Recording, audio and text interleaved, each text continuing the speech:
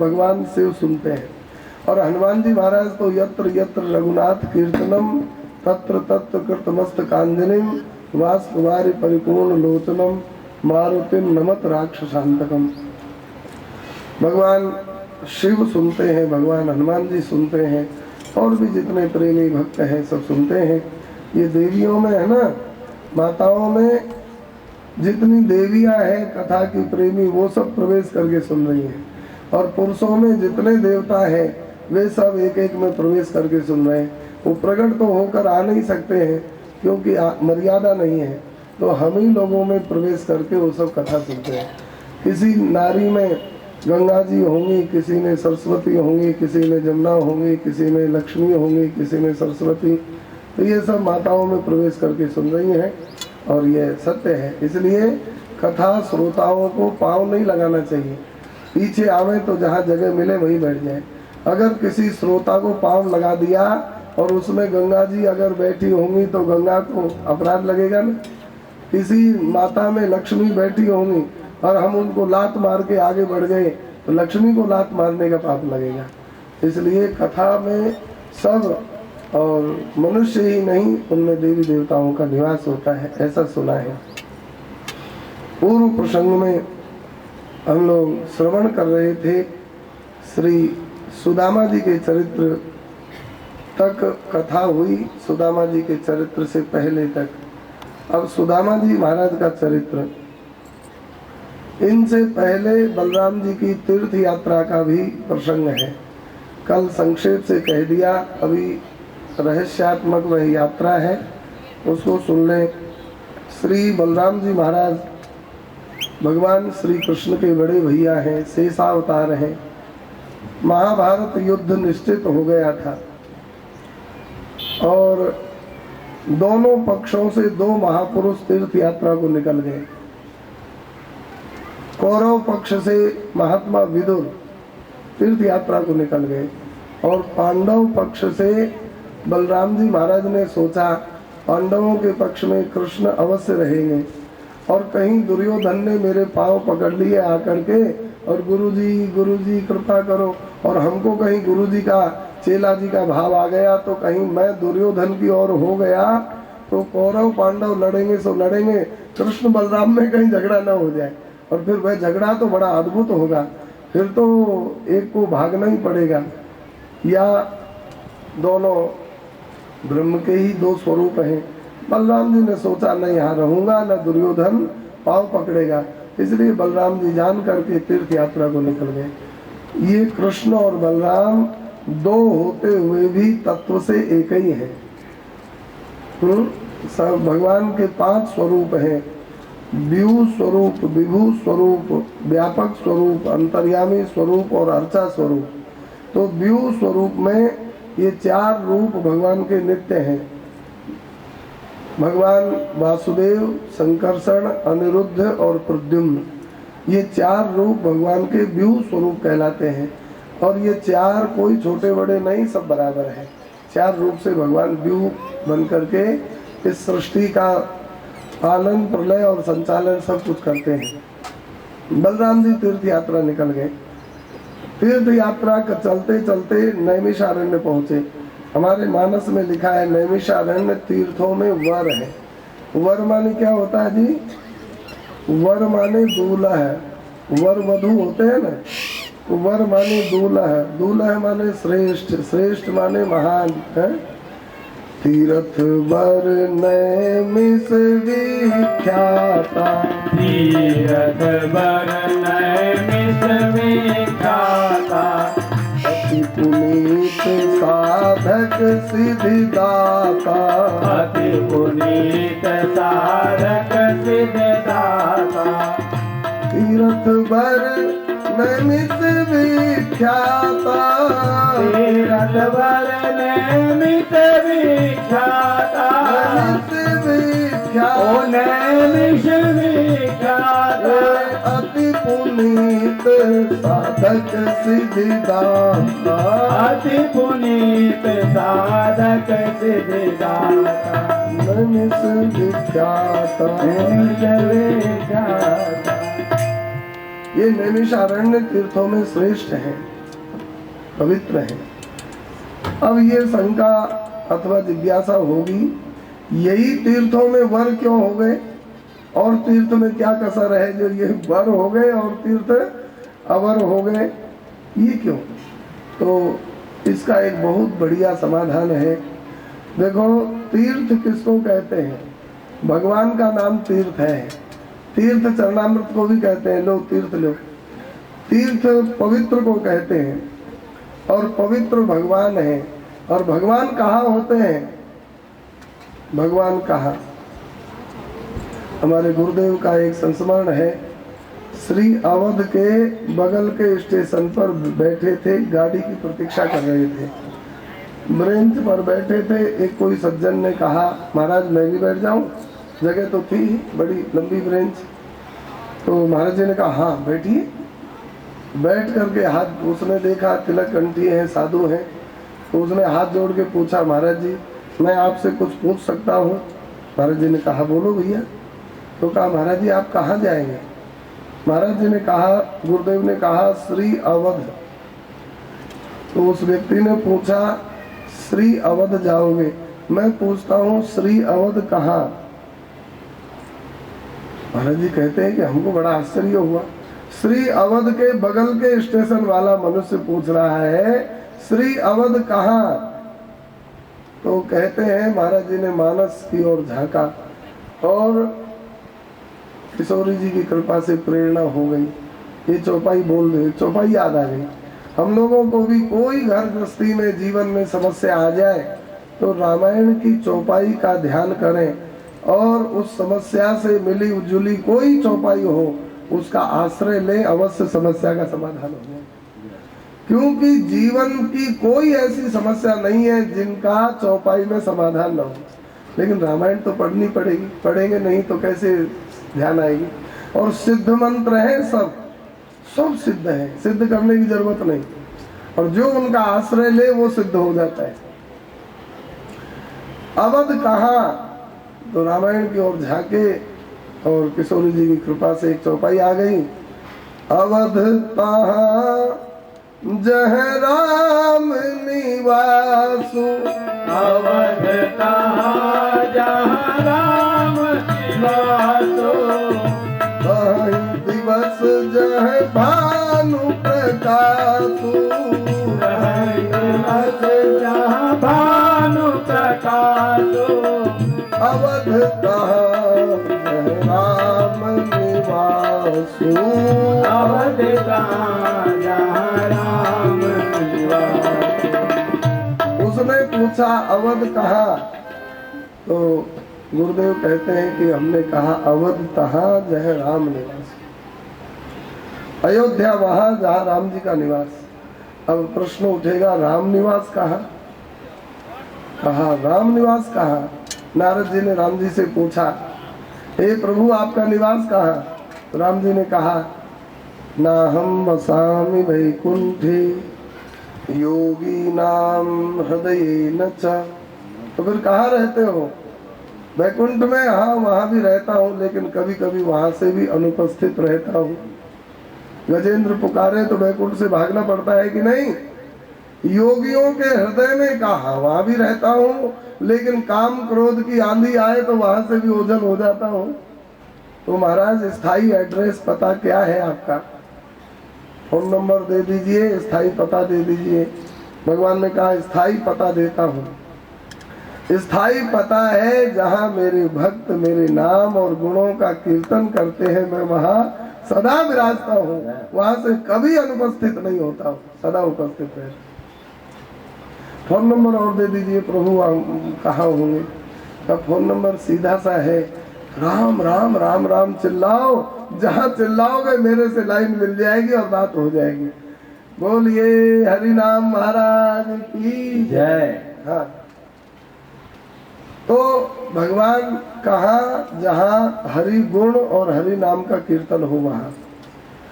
अब नैमिषारण्य तीर्थों में श्रेष्ठ क्यों हो गया? यही तो प्रश्न था।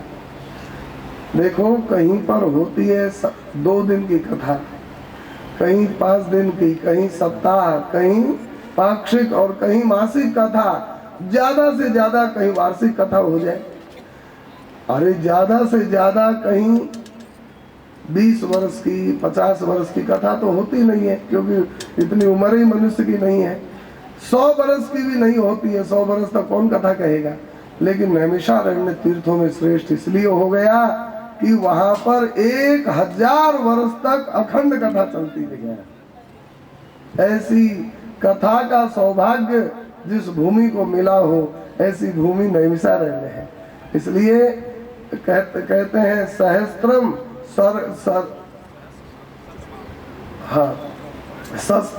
सत्रम सहस्त्र मासाए।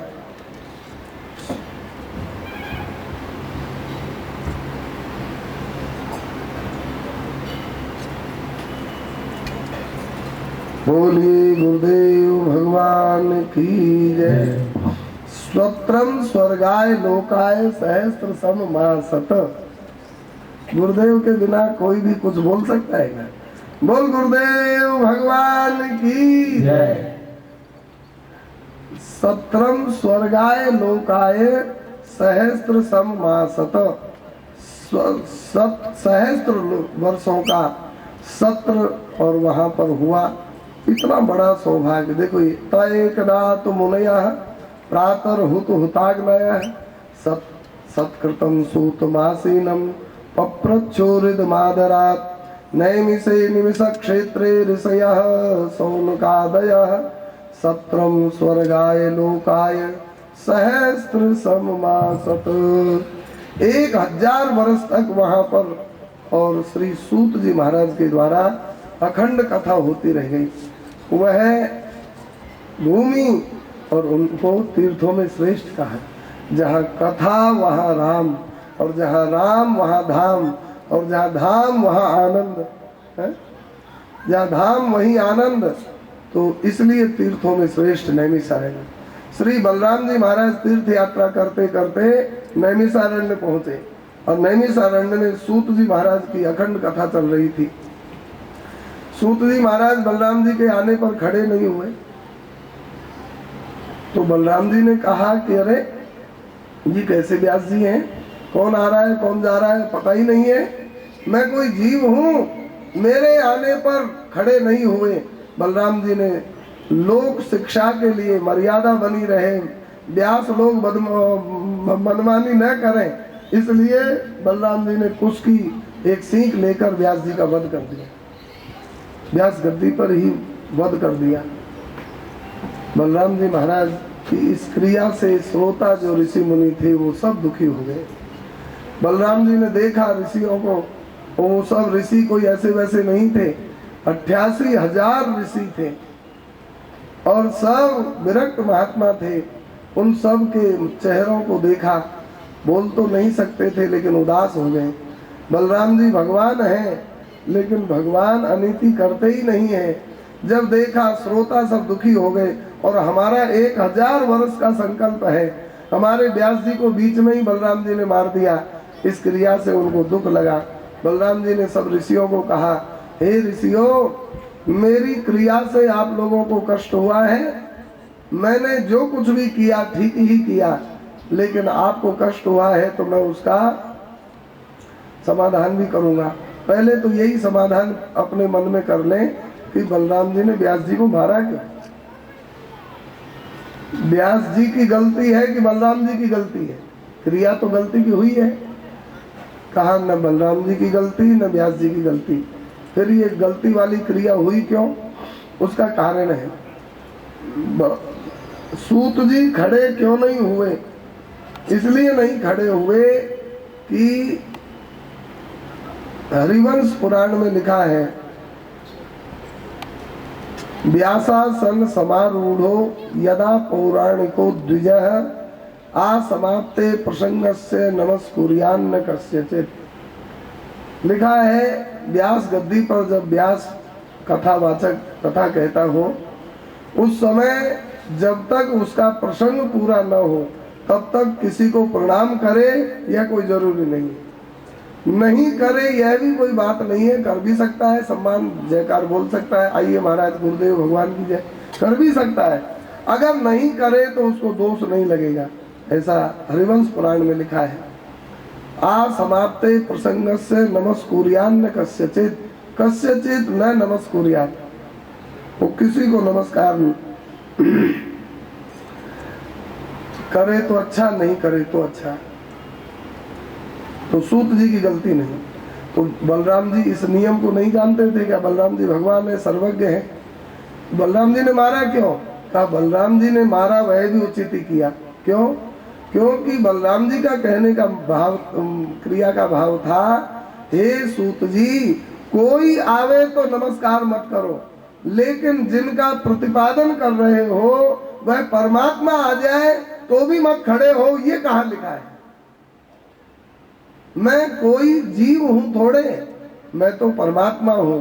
मैं नित्य भगवत स्वरूप, व्यू स्वरूप में से एक हूं।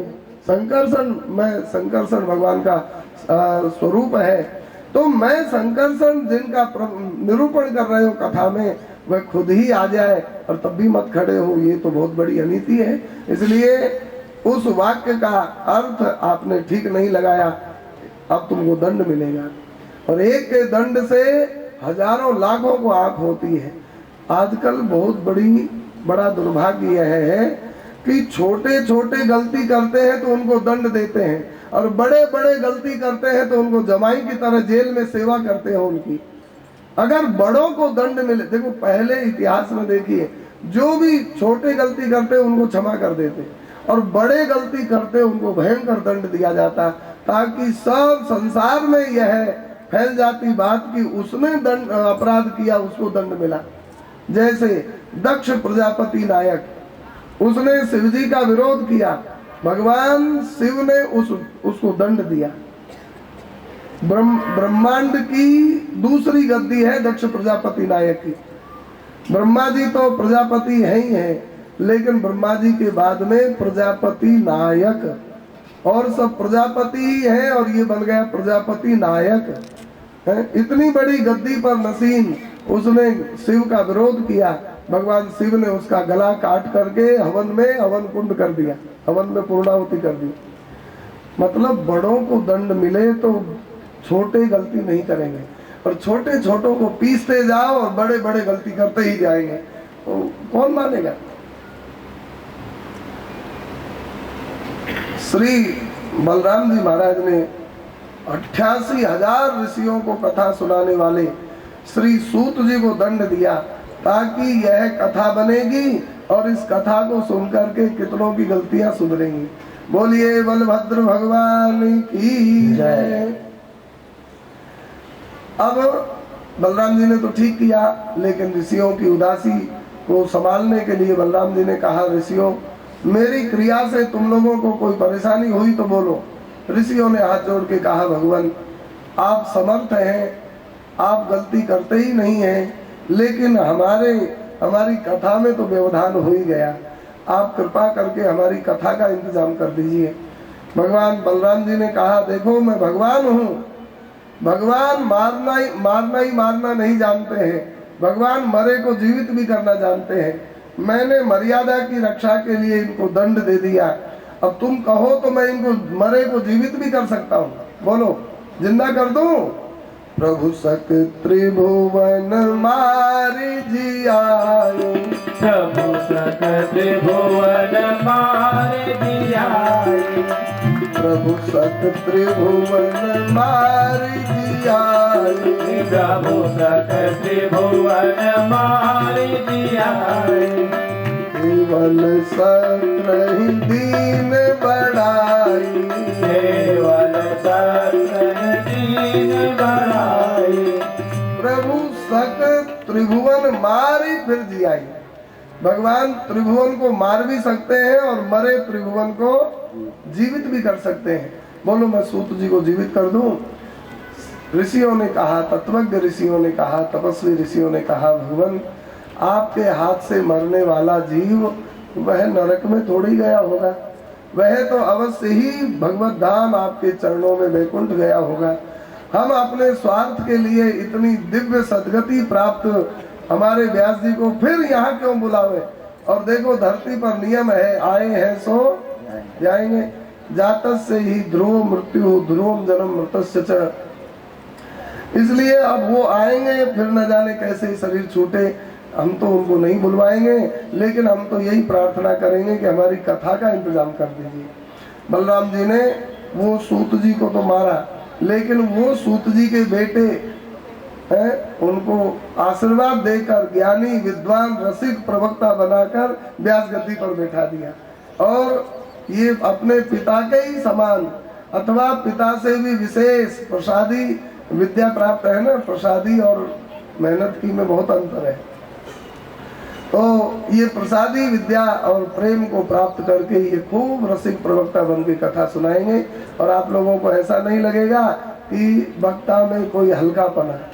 बलराम जी ने कहा जो सूत जी का बलराम जी ने उद्धार किया उनका नाम है रोम हर्षण सूत, और उनके बेटा का नाम है उग्र श्रवा सूत। ये उग्र श्रवा सूत ही भागवत जी के प्रवक्ता है, ऋषियों को कथा सुनाई। बलराम जी महाराज ने ऋषियों से कहा बोलो और कोई आपको समस्या हो, संकट हो कथा में। 1000 वर्ष तक तो कितने संकट आते हैं, अरे यार 7 दिन में ही कितने कितने संकट आ जाते हैं। 1000 वर्ष का कथा सत्र बहुत। तो ऋषियों ने कहा भगवान ये इलवल का बेटा बलवल दानव वह परों परों पर यहाँ आकर के खून और हड्डियों की वर्षा करता है। और देखो प्रभु ये लाल लाल बादल से छा रहे हैं, बादल नहीं है वही खून ला रहा है, यहाँ बरसाएगा, आप ये संकट को भी दूर कर दें। भगवान बलराम जी ने और आगे बढ़कर के हल बढ़ाया और मूसल का प्रहार किया, बलबल का उद्धार कर दिया। बोलिए बलभद्र भगवान की जय। बलराम जी ने कहा ऋषियों और कोई समस्या हो तो बोलो। बलराम ऋषियों ने कहा हे भगवान एक हमारी प्रार्थना है, हम आपकी महामहिमा को अच्छी तरह से समझते हैं, आप परमात्मा हैं, भगवान हैं, आपको पाप छू भी नहीं सकता है, परंतु लोक मर्यादा के लिए आप हमारे व्यास जी के वध का प्रायश्चित कर लीजिए। ऋषियों ने कहा नहीं तो आगे के व्यास सब खतरे में पड़ जाएंगे, कोई डर के मारे व्यास गद्दी पर बैठेगा नहीं। क्यों? और आगे आने वाले जो श्रोता हैं अथवा और कोई है वो व्यासों को आपकी मर्यादा देखते हुए कहेंगे अरे व्यास गड़बड़ करे तो मारो व्यासों को, तो व्यासों को मारने लग जाएंगे। अब गड़बड़ तो हो ही जाती है, जीव है, लेकिन व्यास गद्दी पर कोई दुस्साहस न करे, इसलिए आप प्रायश्चित कर लो। मतलब ये कथा बनेगी, मर्यादा होगी कि देखो भगवान ने सूत जी को मारा व्यास गद्दी पर, तो परमात्मा को भी प्रायश्चित करना पड़ा, इसलिए व्यास गद्दी निरापद हो जाए, इसके लिए आप थोड़ा सा प्रायश्चित कर लो, आपकी लीला है और सबकी मर्यादा हो जाएगी। बलराम जी ने इस प्रार्थना को भी स्वीकार किया, ठीक है। और बलराम जी महाराज साक्षात भगवान होते हुए भी तीर्थ यात्रा करते हुए उस हत्या का प्रायश्चित किए, और सब जगह तीर्थ यात्रा करते हुए अंतिम में